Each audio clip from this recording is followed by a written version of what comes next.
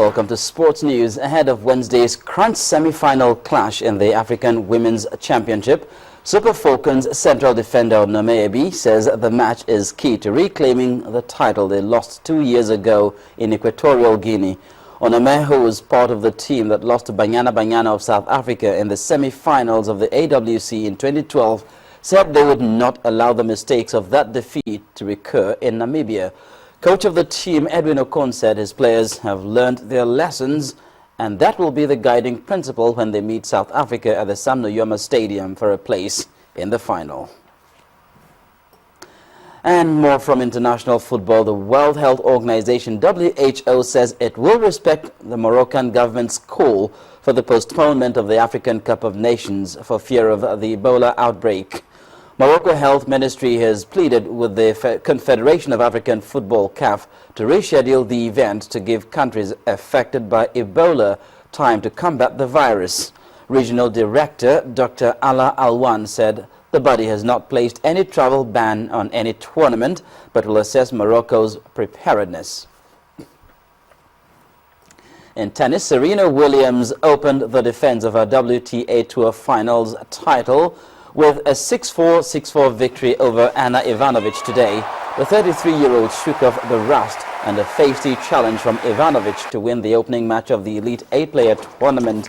Illness and the knee problem forced the American world #1 to withdraw from her last 2 tournaments since winning a 3rd straight US Open title.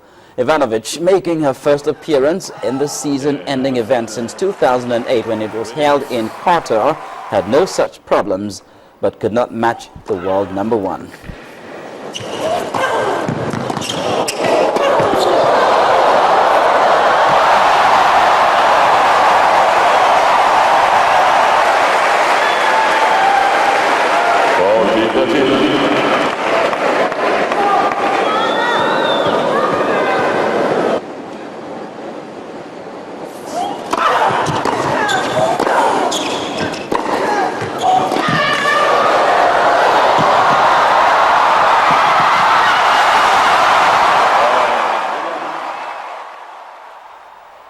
And ahead of Tuesday's UEFA Champions League matches, Chelsea manager Jose Mourinho has confirmed Diego Costa and Mikel Obi will miss the Champions League match against Slovenian side NK Maribor.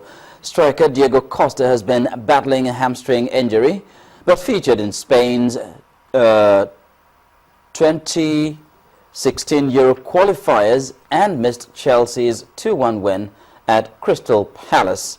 Mikel is ruled out after injuring his foot during Nigeria's 3-1 win over Sudan. Now, this prompted Mourinho to say there is a lack of protection for players when they go away on national duty.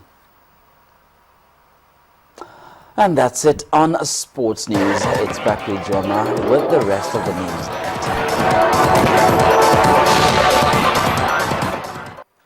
Over now to the foreign scene, where the Turkish government has agreed to allow Kurds to fight the ISIL militants in Kobane, the Syrian border town.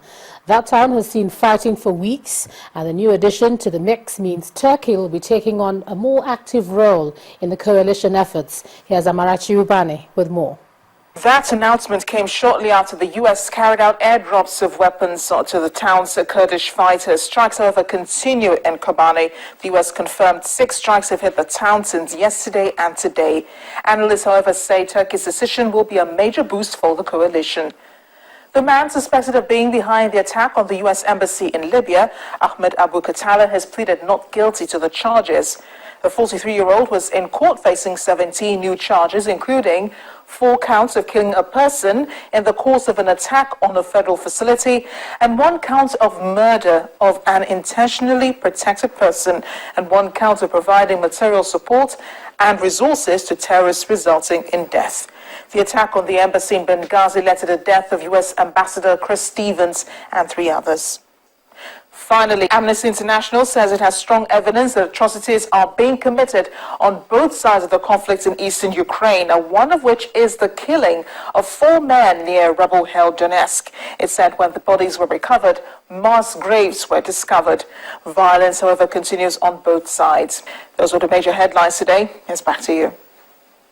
Thanks a lot, Amarachi. And on entertainment news tonight, this year's celebration has come to a close with a musical concert at the famous shrine in Lagos. Here's Mayowa Ogundele with more.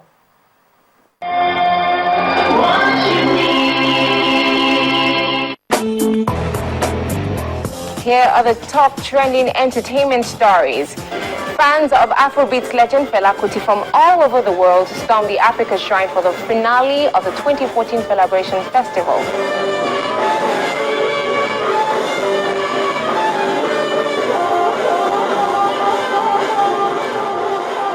Well, Fela is a man like Bob Marley. You know, he's like a prophet. He's a champion. You know, Fela is the most exciting, entertainer on stage. You know, Fela is a man. Whenever he's on stage, the whole place have to rock.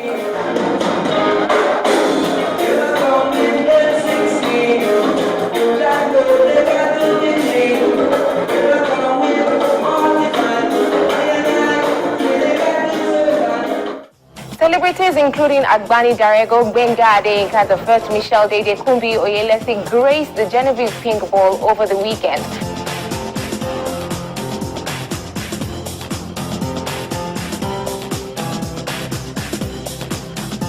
The hot gist is that Funke Akindele and Stephanie Linus told Channels TV they are working on reality TV shows. Stephanie Linus' show will be called Make Me Fabulous, while details of Funke Akindele's show is still on the wraps. I have a reality show coming up called Make Me Fabulous, which is geared towards young couples, how to make them have a fabulous time with one another.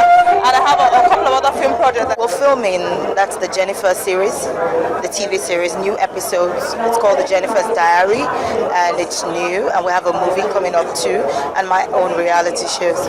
That's it for today on entertainment. Let's head back for the main news.